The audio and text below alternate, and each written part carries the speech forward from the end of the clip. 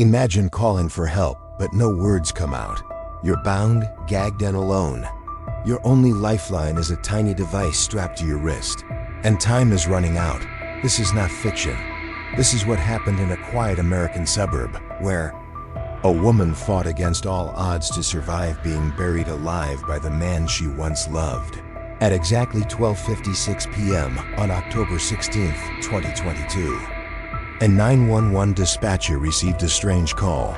No one was speaking on the other end, only faint, muffled sounds, like someone trying to scream, but unable to. The dispatcher asked, "What are you reporting? What do you need help with?" But the noises were too soft to decipher. Based on instinct and experience, the dispatcher guessed it was a woman. The muffled noises hinted that her mouth might be covered, preventing her from speaking. The dispatcher continued, "Okay, I'm going to help you. Please wait. Do you know your address?" Then came the sound of a struggle, irregular tapping noises, like someone desperately trying to get attention. The dispatcher used digital location tracing to determine the caller's position and sent the information to the nearest police unit. Moments later, the weak voice faded into silence, though the call remained connected. No more sounds came through. This incident took place in Lacey, a quiet city in Thurston County, Washington. It's a coastal area with strong infrastructure and a peaceful, healthy lifestyle. In Lacey lived a family of four: 53-year-old Chae Kyong and his 42-year-old wife, Young Suk An, their 20-year-old daughter, and 11-year-old son. They had lived there for 4 years in an ordinary, peaceful neighborhood, but beneath that calm surface, dark tensions were brewing. In the summer of 2022, Young Suk filed for divorce due to long-standing conflicts. The couple separated, and Chae Kyong moved out. Still, he often returned home to do laundry and visit their children. Their relationship had become distant, but functionally civil. Around 12:30 p.m. on October 16th, Young Suk and her children returned home from church. Chae Kyong's car was already in the driveway, a regular occurrence on that day of the week. The children had barely stepped inside when Young Suk asked them to go to the store. She and her husband needed privacy to talk. The conversation escalated into an argument over property division. Neither side backed down. In a moment of fury, Chae Kyong shouted, "Even if I die, I'll never pay you a cent." Though Young Suk was used to his temper, the confrontation left her drained. She asked him to leave and went upstairs to change. What she didn't know was that Chae Kyong followed her into the bedroom. Without warning, he attacked her from behind, taping her mouth, eyes, and binding her wrists and ankles. He left the room briefly afterward, leaving her restrained and terrified. Why had her husband snapped like this? Was he drunk? Deranged? The only thing she knew was that she was in danger. In her panic, she remembered her Apple Watch. Desperately, she sent emergency alerts to a friend and her daughter and placed a 911 call. She couldn't speak, but the dispatcher received the silent, urgent transmission. Blinded and gagged, Young Suk strained against her restraints, trying to signal for help. Luckily, police units were dispatched quickly.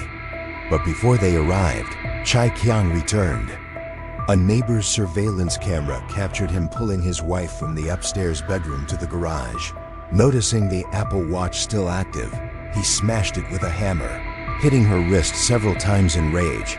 He then forced her to ingest an unknown substance, shoved her into the car trunk, and drove off.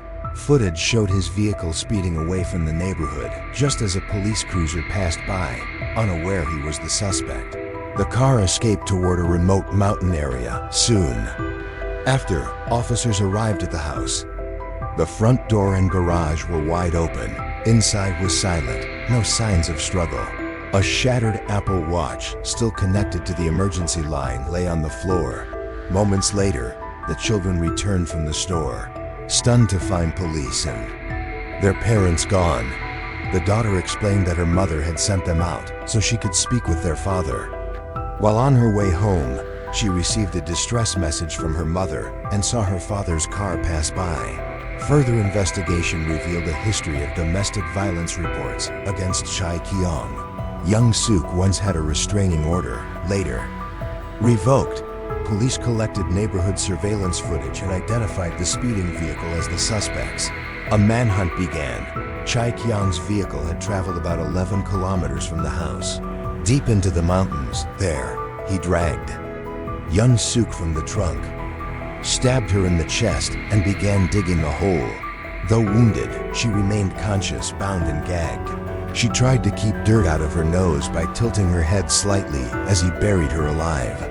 Eventually, he placed a large log over her body and left. Lying underground, she heard the car drive off. Slowly, she began to move. It took hours to free herself from the duct tape around her wrists, eyes, mouth, and ankles. Despite the searing pain in her chest, she managed to dig her way out. Peeking from the dirt, she saw her husband's car still nearby, its interior light casting a dim glow.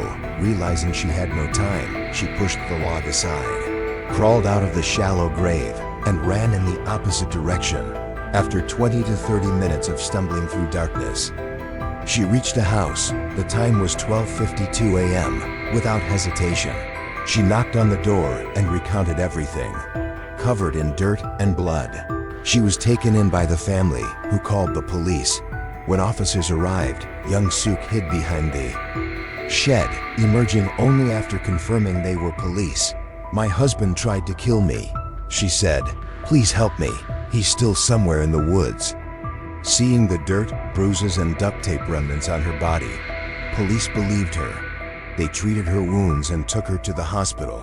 At 7:38 a.m. on October 17th, a citizen reported a suspicious blue vehicle parked near Statman Road. It matched the suspect's car.